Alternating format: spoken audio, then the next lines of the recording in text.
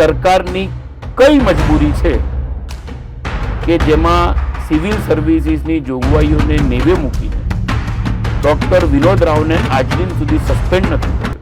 શાસક પક્ષ અને વિરોધ પક્ષનો મળેલો આ મોટો ભ્રષ્ટાચાર, જેમાં આ 69 કોર્પોરેટરો કોણ હતા, પણ હું જઈકને જે આનો મેઇન માસ્ટર માઇન્ડ છે ને એને જઈને મારી નાખ્યો. સમગ્ર દેશમાં થયેલું સૌથી મોટું પેપર ઉપરનું ભ્રષ્ટાચાર આ કોર્પોરેશનમાંથી બહાર આવી શકે એવું છે. જે દિવસે મેં આ બાળકોની કફનમાં લીપટેલી લાશ જોઈ હતી ને, એમાં મને મારો પોતાનો દીકરો દેખાયો. હું મહાભારતની રણભૂમિમાં ઊભો છું. સામે કોણ છે મને નથી ખબર. જે કોઈએ અધર્મ કર્યો હશે એ અધર્મી ને સબક મળવો જોઈએ. નમસ્કાર, આપ જોઈ રહ્યા છો યુટીસી ન્યૂઝ. હરની બોટ કાંડને 1 વર્ષ પૂર્ણ થયું છે અને આ 1 વર્ષ બાદ પણ જે મૃતક બાળકો છે તેમના પરિવારો ન્યાય માટે ભીખ માંગી રહ્યા છે.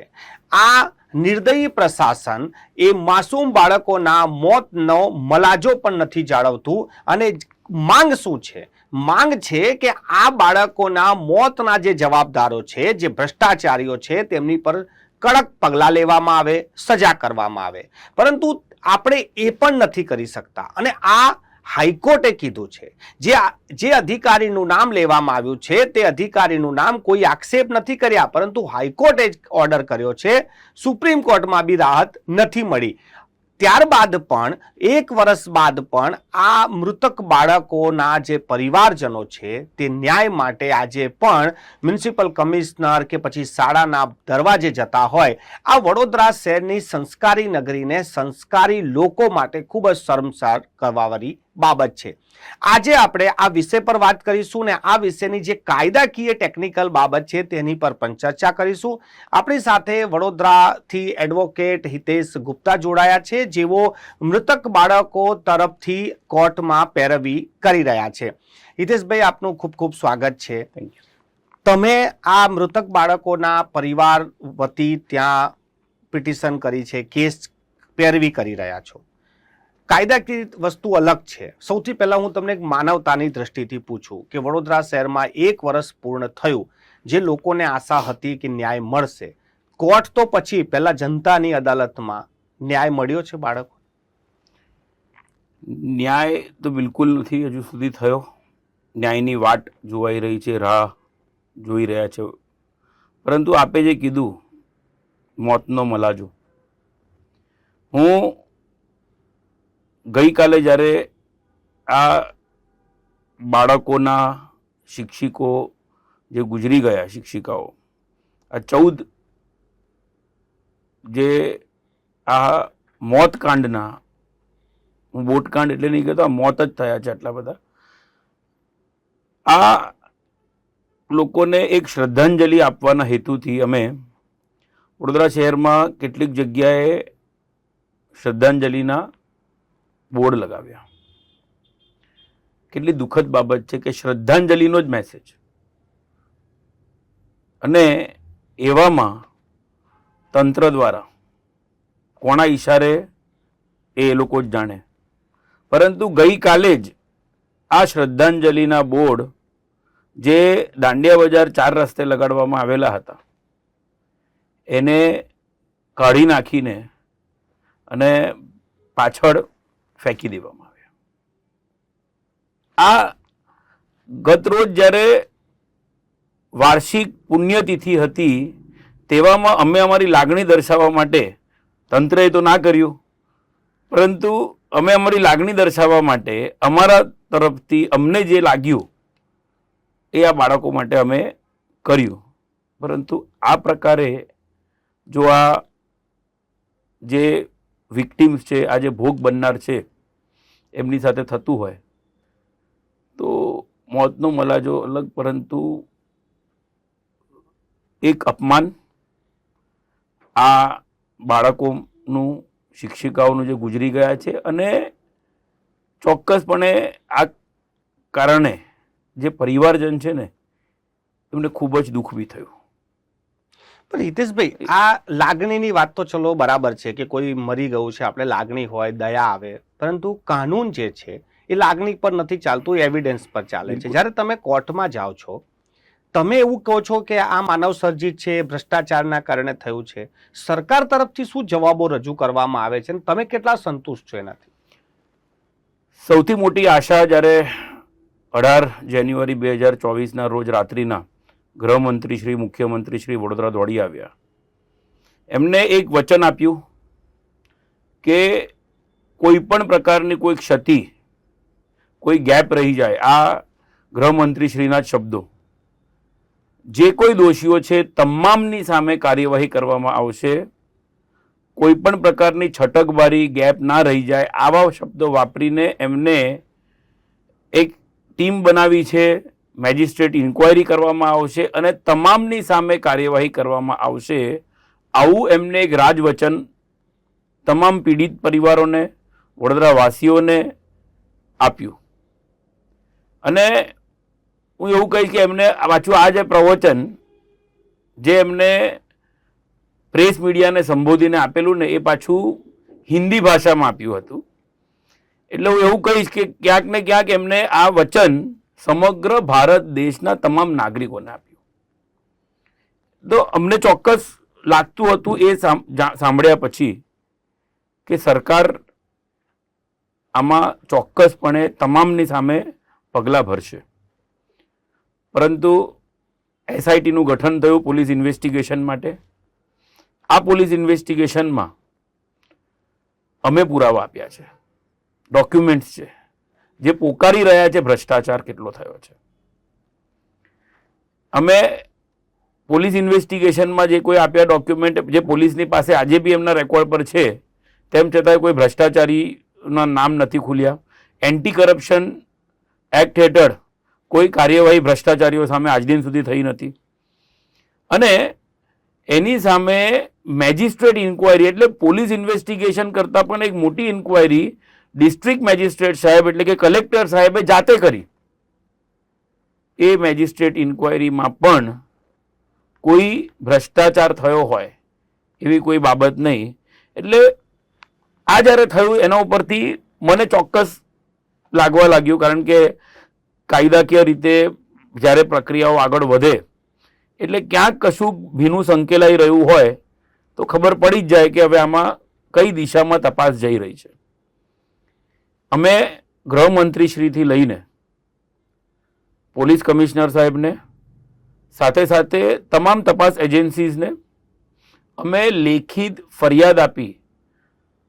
લાંચ રૂશ્વત ખાતું નાયબ નિયામકશ્રીને ઉદ્દેશીને પણ 2 વખત ફરિયાદો આપી. દસ્તાવેજી પુરાવા રજૂ કર્યા છે કે જે કોટિયા પ્રોજેક્ટનો જન્મ જ 2015 ઓક્ટોબરમાં થયો હોય, એ કોટિયા પ્રોજેક્ટના ઇન્કમ ટેક્સ રિટર્ન છેલ્લા 3 વર્ષના, એટલે કે 12, 13, 14 અને 14-15ના એ રેકોર્ડ પર હોય એ શક્ય જ નથી. તેમ છતાં પણ ઇવેલ્યુએશન રિપોર્ટ, દસ્તાવેજો એ કોર્પોરેશનના રેકોર્ડ પર બોલી રહ્યા છે કે જાણે કોટિયા પ્રોજેક્ટના છેલ્લા 3 વર્ષના રિટર્ન જોવામાં આવ્યા હોય. હળહળતું ખોટું ડોક્યુમેન્ટ. એવી જ રીતે સામાન્ય સભામાં અને સ્થાયી સમિતિમાં દરખાસ્ત જે મુકાય છે એ મુકાય છે સપ્ટેમ્બર 2016માં. જુલાઈ 2017માં કોટિયા પ્રોજેક્ટને doctor Vinod Rao municipal commissioner તરીકે એગ્રીમેન્ટ કરીને આપે છે. તો જ્યારે એગ્રીમેન્ટ જુલાઈ 2017માં થતો હોય અને સપ્ટેમ્બર 2016માં સામાન્ય સભામાં અને સ્થાયી સમિતિમાં દરખાસ્તો પસાર થતી હોય, તો સ્વાભાવિકપણે આ દરખાસ્ત પસાર થતા પહેલા કોટિયા પ્રોજેક્ટને આ પ્રોજેક્ટ મળવાનો છે એવા કોઈ દસ્તાવેજો તો હોઈ જ ના શકે. પરંતુ આશ્ચર્યની વાત છે કે કોર્પોરેશનના જ રેકોર્ડ પર ઓગસ્ટ 2016ના કોટિયા પ્રોજેક્ટના લેટર પેડ છે કે જેની ઉપર હરણી લેક ઝોન સાથેના લેટર પેડ, એટલે ઓગસ્ટ 16માં લેટર પેડ છપાઈ ગયા. એના પછી દરખાસ્તો રજૂ થઈ અને એના આશરે 1 વર્ષ પછી, 11 મહિના પછી તો એગ્રીમેન્ટ થાય છે. સાહેબ, આમાં ભ્રષ્ટાચાર થયો છે એવું દસ્તાવેજો પોકારી રહ્યા છે. આ જ દસ્તાવેજો નામદાર ગુજરાત હાઈકોર્ટે જ્યારે જોયા ત્યારે નામજોગ આદેશ કર્યો. પહેલા તો ઇવન નામદાર ગુજરાત હાઈકોર્ટે પણ ગેરમાર્ગે દોરવાનો પ્રયાસ થયો કે આમાં કશું ખોટું નથી થયું. આમાં લાગતા વળગતા સામે FIR થઈ ગઈ છે, પોલીસ ઇન્વેસ્ટિગેશન ચાલુ છે, મેજિસ્ટ્રેટ ઇન્કવાયરી થઈ ગઈ છે, ક્યાંક કશું ખોટું નથી એવું નામદાર ગુજરાત હાઈકોર્ટમાં જણાવવામાં આવ્યું. પરંતુ જ્યારે નામદાર ગુજરાત હાઈકોર્ટે જાતે જ આ તમામ દસ્તાવેજો જોયા તો નામજોગ ઓર્ડર કર્યો કે જે પ્રકારે આ કેસમાં PPP યોજનાના નામે પ્રોજેક્ટ આપવામાં આવ્યા છે, ચોક્કસપણે ક્યાંક ને ક્યાંક કશું ખોટું થયેલું છે અને એટલે નામજોગ departmental inquiry civil services rules હેઠળ IAS ઓફિસર સામે ડિપાર્ટમેન્ટલ ઇન્કવાયરી કરવાનો આદેશ કરવામાં આવ્યો. આ ડિપાર્ટમેન્ટલ ઇન્કવાયરીનો જે આદેશ થયો તેની સામે ડૉક્ટર વિનોદ રાવ નામદાર સુપ્રીમ કોર્ટમાં જાય છે.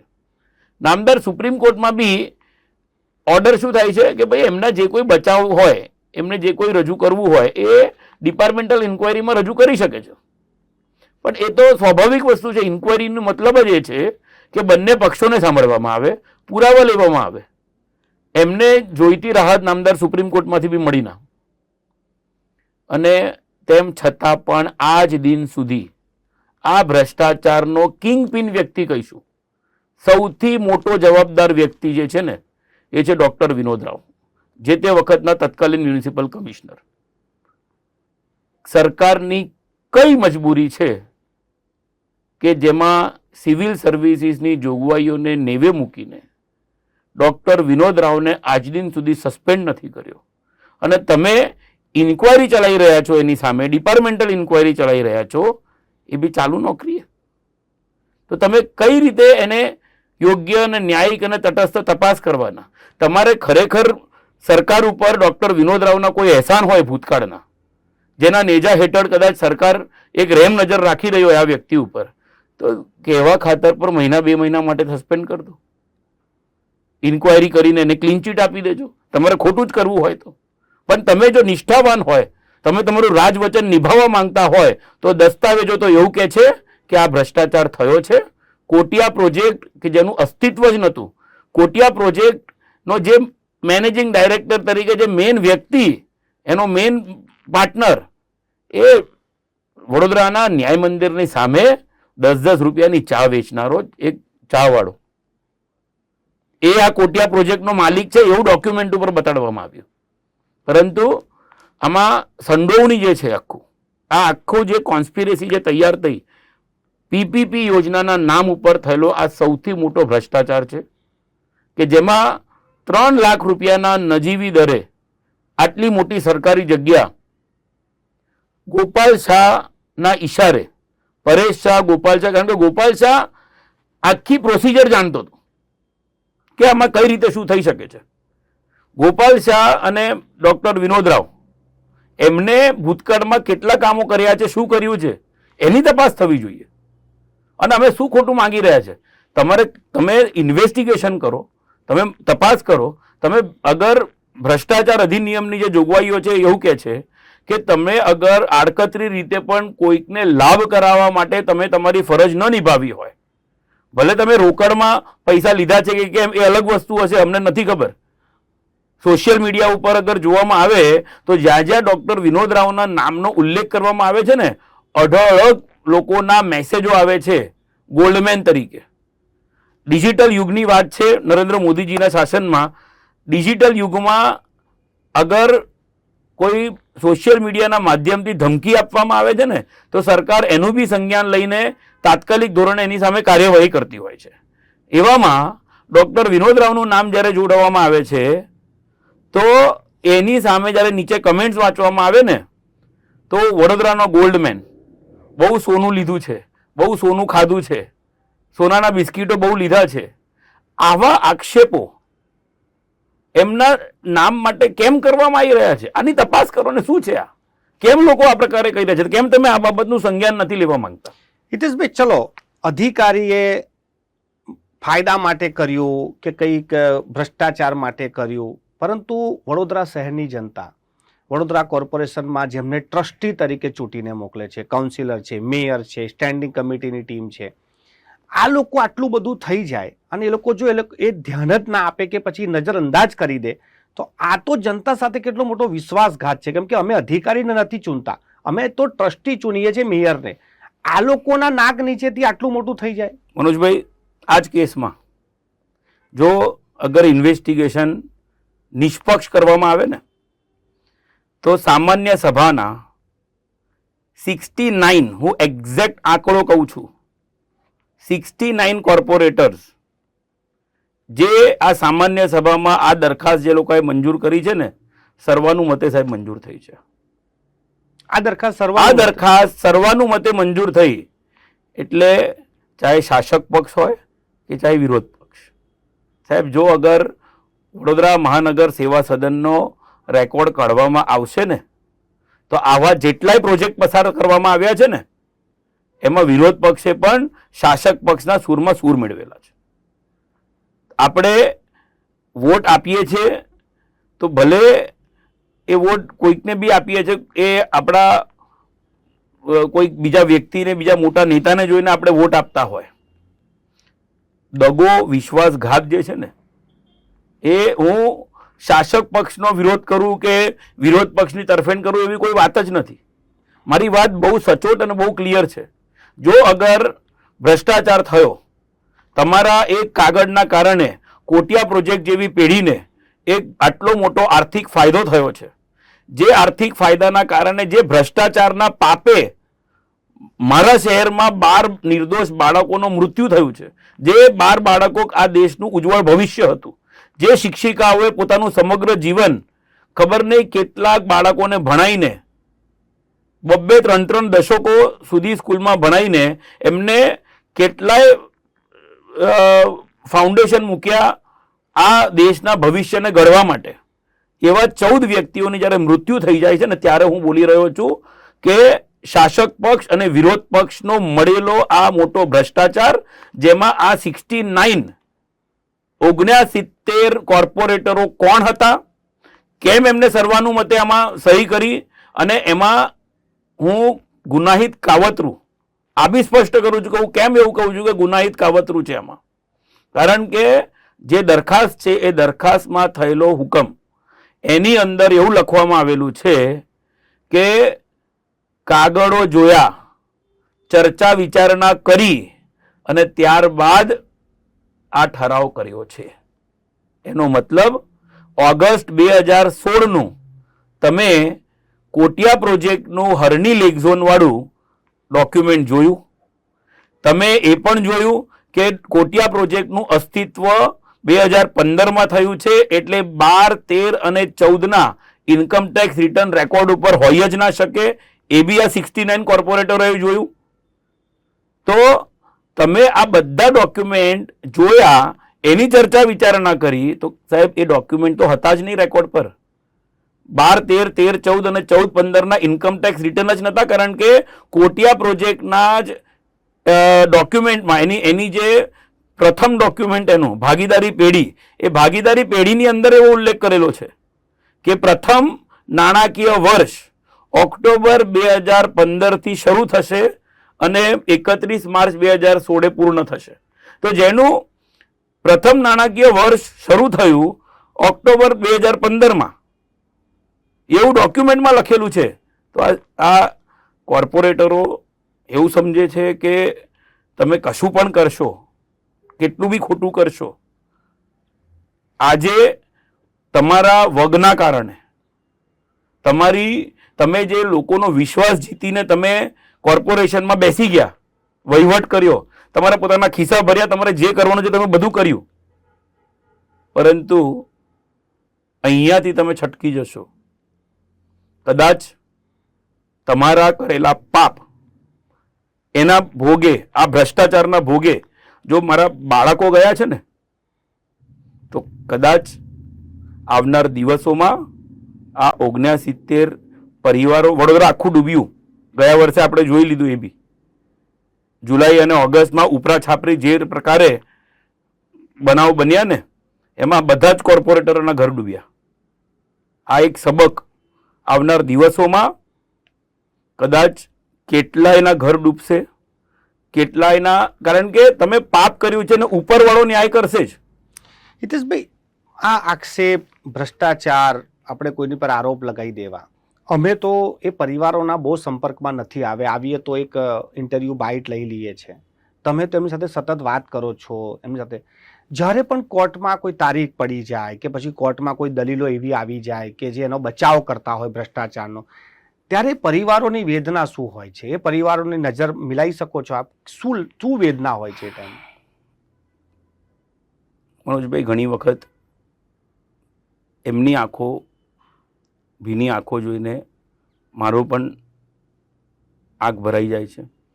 મેં આ બાળકોની, જ્યારે પીએમ થઈ રહ્યા હતા ને ત્યારે પીએમ રૂમમાં મેં આ લોકોની લાશો જોઈ છે. આ બાળકોની, એક માતા જેણે જીદ કરીને પોતાના બાળકોને 750 રૂપિયા, સાહેબ મધ્યમ વર્ગ વાળું પરિવાર હતું, મને કેટલાકે જેમ તેમ કરીને પૈસાની વ્યવસ્થા કરીને બાળકોને પ્રવાસે મોકલ્યા. કઈ માને ખબર હતી કે આજે હું મારા છોકરાને ખુશીથી તૈયાર કરું છું. રોજિંદા જે રીતે તૈયાર કરું એના કરતાં સાહેબ જ્યારે મા પ્રવાસ માટે પોતાના બાળકને તૈયાર કરતી હોય છે ને, તો એક અલગ ખુશી એના મનમાં હોય છે. કઈ માએ સાહેબ એવું વિચાર્યું હોય કે એના જીવનના છેલ્લા પ્રવાસ માટે એને કપડાં પહેરાઈ રહી છે, સાંજે એને બાળકની એની લાશ મળશે. સાહેબ આજની જ વાત કરું ને તો આજે પણ માતા એકલી નહીં, કેટલાક પિતાઓ પણ રડે છે, રાત્રે ઊંઘ નથી આવતી, એમને દવાઓ લેવી પડી રહી છે અને એટલી ખરાબ પરિસ્થિતિ છે કે કેટલીક વખત એવું થયું છે કે મારે એમને કલાકો સુધી કાઉન્સિલિંગ કરવું પડ્યું છે કે તમે ન્યાયતંત્ર ઉપર વિશ્વાસ રાખો. એમની એક જ વખત, એટલે મારા મોઢામાંથી મને કેટલીક વાર મને એવું કે સાહેબ મારા બાળકો ગયા ને, મારા બાળક પાછા નથી આવવાના ને, હું કોના માટે જીવું હવે? આ ભ્રષ્ટાચારીઓને કશું જ નથી થવાનું ને, તો મને શું થશે? મને બી જેલ જ થશે, મને ફાંસી થશે ને, મારે જીવવું નથી. પણ હું એક વખત, અમે આ બધામાં નું જે થવાનું હોય થશે, મને ફાંસી થઈ જશે, હું ગુનો કબૂલ કરી લઈશ, પણ હું જૈકને, જે આનો મેઇન માસ્ટર માઇન્ડ છે ને, એને જઈને મારી નાખ્યો. સાહેબ બહુ જ પ્રયાસો, બહુ જ તકલીફો સાથે એમને સમજાવવા પડતા હોય છે કે હત્યા કરવું એ યોગ્ય નહીં. પરંતુ કેટલીક વખત આ વેદના તમે કાઉન્સિલિંગ કરીને સમજાવીને પણ છેલ્લે એ બધાને જ્યારે એવી રીતે સમજ પડી કે કોઈ એક જણના ભૂલના કારણે તમારો બધાનો કેસ બગડશે, એટલે આવી કોઈ ના ભૂલ કરો, એમ કરીને એમને કાઉન્સિલિંગ કરવું પડે છે. સાહેબ કેટલાક એવા છે કે જેમને 17 વર્ષે બાળક થયું, 17 વર્ષે પહેલું બાળક, 18મા વર્ષે બીજું બાળક, અને સાહેબ આ હોનારતમાં એમના બંને બાળકો ગયા. 18 વર્ષે થયેલા બાળકો, 17-18 વર્ષે, જેમની ઉંમર 8 વર્ષ 9 વર્ષની ઉંમર, અને બંને બાળકો ગુમાઈ જાય, એટલે લગ્નના 25 વર્ષે હવે એમને ફરીથી એ જ દિવસ જોવાના કે જેમ એમને બાળક નહોતા થતા, મન્નતો માંગી, કેટલા બધા પ્રયાસો કર્યા, અને ત્યારે 15-17 વર્ષે બાળકો થયા હોય, આજે ફરીથી એ તો ત્યાં હતા ત્યાં જ પહોંચી ગયા. હિતેશભાઈ, તમારી સાથે પોલિટિકલ વાત તો ના થાય, પરંતુ સિનેરિયો જે રીતે છે કે આવી ઘટના જો દિલ્હીમાં કે બંગાળમાં થઈ ગઈ હોત તો અહીંની પરિસ્થિતિ કેવી હોત, અને ગઈકાલે પરિસ્થિતિ શું હતી? વડોદરા વાસીઓ કહીએ ને આપણે તો ભોળી પ્રજા, ઘરના નાકે પણ આવો કોઈક બનાવ બને ને તો અઠવાડિયા 10 દિવસ સુધી હોવા માતમ, પછી સાહેબ કોઈને કોઈ ફરક નથી પડતો. ઘર ઘર પાણી આવ્યું, ઘરે ઘરે નુકસાન, એટલે કરોડોનું નુકસાન થયું છે લોકોનું. અમે એક મુહિમ ચલાવી હતી કે ભાઈ કોઈકને કેસો બી કરવા હશે ને તો અમે મફત કેસ બી લડવા તૈયાર. અઠવાડિયા 10 દિવસ સુધી રોષ રહ્યો, મફત કેસ લડવાવાળી વાત હતી. તેમ છતાં પણ એ અઠવાડિયા 10 દિવસ 15 દિવસ મહિનો ચાલ્યો રોષ, પછી બધો રોષ ઠંડો. સાહેબ, પૂર જે વખતે આવ્યું તે જ દિવસે તે જ વખતે પણ જો તાત્કાલિક ધોરણે ચૂંટણી આપી દેવામાં બી આવે ને તોય વડોદરાવાસીઓ કે આપણે કોને વોટ આપ્યો તો કે મોદીજીને, એ ભૂલી જાય છે કે કોર્પોરેશનના ઇલેક્શનમાં મોદીજી નથી ઊભા. તમારા સ્થાનિક જે પ્રતિનિધિ હોય એની ચૂંટણી છે, પણ એક જ વ્યક્તિને ધ્યાનમાં રાખીને વોટિંગ થાય, એ છે મોદીજી. સાહેબ, મોદીજી ઉપર કેટલી બી મહેનત કરી લે, ગ્રાઉન્ડ લેવલ ઉપરના જે નાગરિકો છે, આજ વડોદરાવાસીઓએ 10 વર્ષ પહેલાં આજ મોદીજીને મોકલ્યા. જ્યારે આ હોનારત થઈ તો મોદીજી તો વડોદરા ના પહોંચી શક્યા. ભલે એમના કહેવાથી મુખ્યમંત્રીશ્રી આવ્યા હોય, ગૃહમંત્રીશ્રી આવ્યા હોય, પરંતુ ત્યારબાદ આજે 1 વર્ષનો સમયગાળો થઈ ગયો. મોદીજી આવ્યા, 1 વર્ષનો સમયગાળો આ પૂરને બી થઈ જશે. 6 મહિના થઈ ગયા છે, બીજા 6 મહિના શું થયું? મોદીજી તમારા ઘરે તમારી ચિંતા કરવા આવ્યા. સાહેબ, આપણી મેન્ટાલિટી એવી છે કે જેવું ચાલી રહ્યું છે એવું ચાલવા દો, નવું કશું કરવું નથી. 30 વર્ષ થઈ ગયા એક હત્તું શાસન ચાલે છે કોર્પોરેશનમાં, અને આ એક હત્તા શાસનના લીધે સાહેબ મેં અમારી જે એન્ટી કરપ્શન ડિપાર્ટમેન્ટમાં જે ફરિયાદ છે ને, એ આ એક હત્તા શાસનના લીધે એવી ફરિયાદ કરેલી છે કે તમે આ બોટકાંડની તો ભ્રષ્ટાચાર થયો છે કે નહીં એની તપાસ કરો, પરંતુ પીપીપી યોજનાના નામ પર જેટલી પણ ફાઇલો કોર્પોરેશનમાં પાસ થઈ છે ને એ તમામની ફાઇલો ખોલવી જોઈએ. સાહેબ, વડોદરા શહેરમાં સમગ્ર દેશમાં થયેલું સૌથી મોટું પેપર ઉપરનું ભ્રષ્ટાચાર આ કોર્પોરેશનમાંથી બહાર આવી શકે એવું છે. પણ એ ક્યારે આવશે કે જ્યારે આ બાબતે કોઈક વાત ઉઠે, કોઈક રજૂઆત થાય, કોઈક તપાસ થાય. પણ સાહેબ, જ્યારે વિરોધ પક્ષ જ નથી, વિરોધ પક્ષ પોતે જે ગણ્યા ગાંઠિયા ચૂંટાઈને આવે એ પોતે પણ આરોપી બની જાય એવી પરિસ્થિતિ. કારણ કે મિલીભગત હતી બધાની, બધાએ મળીને જ કરેલું કાંડ હતું. તો આવી ફાઇલો જેમ જેમ ખુલવા જશે એમ કેટલાને જેલ ભેગા કરવાના? એટલે બધા નેતાઓ કોર્પોરેટરો જેલમાં જતા રહે એના કરતાં એકબીજાને સાચવો અને બધું બરાબર જ છે, હું ખોટું બોલી રહ્યો છું, પેપર ઉપર બધું બરાબર છે, આ જ પ્રકારની વાતો ચાલવાની. પરંતુ 1 વર્ષ થયો છે મનોજભાઈ, હું આ વાત વારંવાર બોલ્યો છું. મને કેમ કોઈ જાહેરમાં આવી જાય, તમારા જેવા કોઈ મીડિયાના મિત્રો સમક્ષ આવી જાય ડૉક્ટર વિનોદ રાવ, 1 to 1 વાત કરીએ, આવી જાય કોઈ પણ નેતા, હું સાહેબ ડોક્યુમેન્ટ એમને બતાડવા તૈયાર, એને ડોક્યુમેન્ટનો જવાબ આપી દે કે આ ડોક્યુમેન્ટ બાબતે એમને શું કહેવું છે. 69 કોર્પોરેટર હતા સામાન્ય સભામાં અને 9 જણા હતા સ્થાયી સમિતિમાં. મારી આ ઓપન ચેલેન્જ કે આવે અને આપણે વાત કરીએ. હું અગર ખોટો હોઈશ, હું જાહેરમાં એમની માફી બી માંગી લઈશ અને હું મારા શબ્દો પાછા ખેંચીશ. પણ હિતેશભાઈ, તમે જે એડવોકેટ છો, કોર્ટમાં દલીલો કરવી તમારું કામ છે, પણ જે રીતે હવે તમે જે મુખર થઈને ચેલેન્જ આપી રહ્યા છો કે સરકાર સામે ખુલીને બોલી રહ્યા છો, તો હિતેશભાઈને બીક નથી લાગતી કે પછી હિતેશભાઈના પરિવાર એમને રોકતા નથી કે તમે આટલા બધા કેમ એગ્રેસિવ, તમારે તો કોર્ટમાં પેરવી કરવાની છે, આવી બધી નિવેદનો તમે જાહેરમાં ના આપો?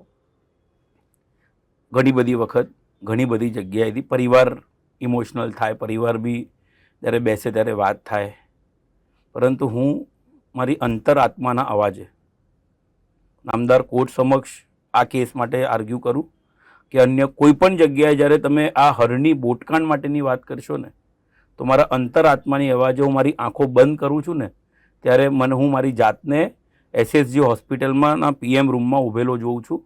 અને તે દિવસે મેં જે છોકરાઓની લાશ જોઈ છે ને, મને ખાલી એ લાશ દેખાય છે. અને મેં એ જે લાશ જોઈ છે ને, એ લાશના જ કારણે હું આ લડત લડી રહ્યો છું. મને ના શાસક પક્ષથી કોઈ તકલીફ છે, ના વિરોધ પક્ષથી કોઈ તકલીફ છે. તમે તમારો ધંધો સારી રીતે કરી જ રહ્યા હતા, હજુય કરો છો અને આવનાર દિવસોમાં બી કરશો, મને કોઈ પ્રોબ્લેમ નથી. તમે ભ્રષ્ટાચાર કર્યો છે, કરી રહ્યા છો ને કરશો, પરંતુ આ કેસને લઈને તમે જે કંઈ ખોટું કર્યું છે એ હું લડીશ.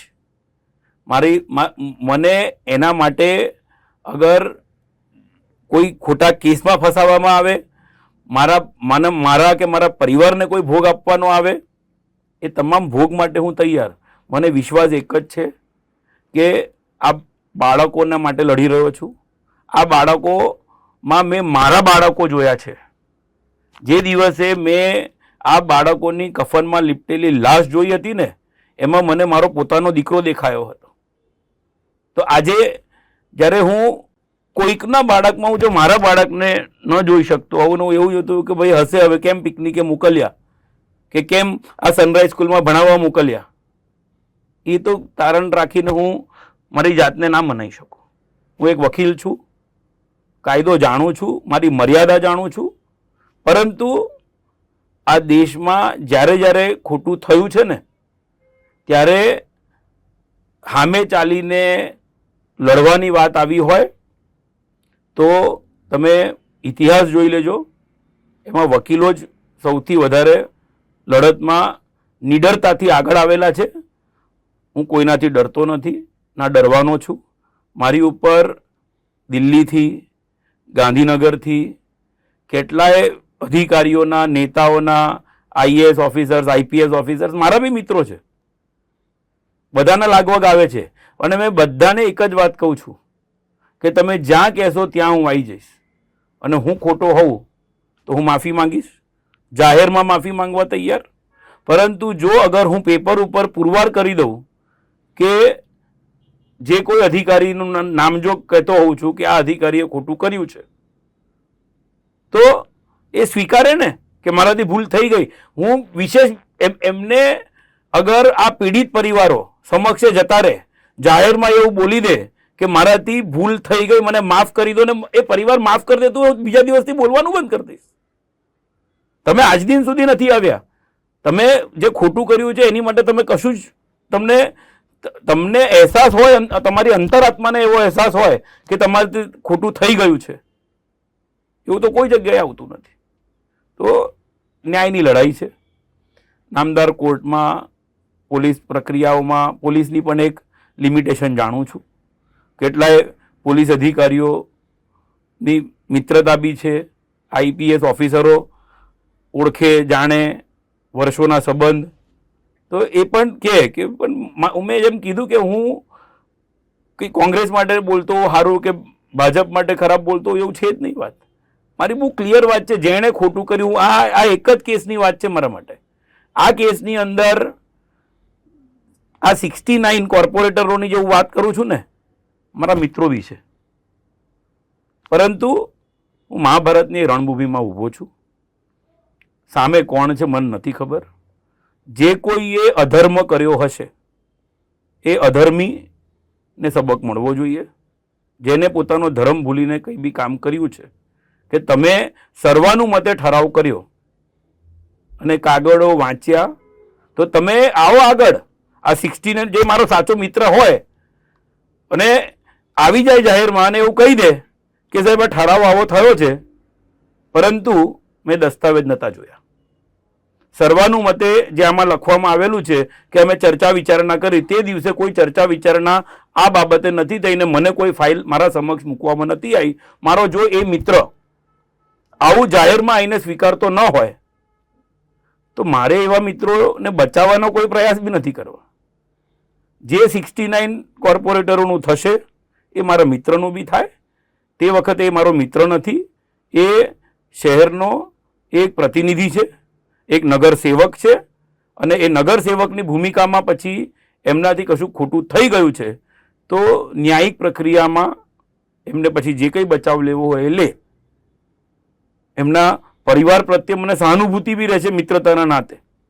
પરંતુ ધ્યેય બહુ ક્લિયર કે ખોટું કર્યું છે તો તમે આઈધર આવો બહાર અને લોકો સમક્ષ આવીને માફી માંગો.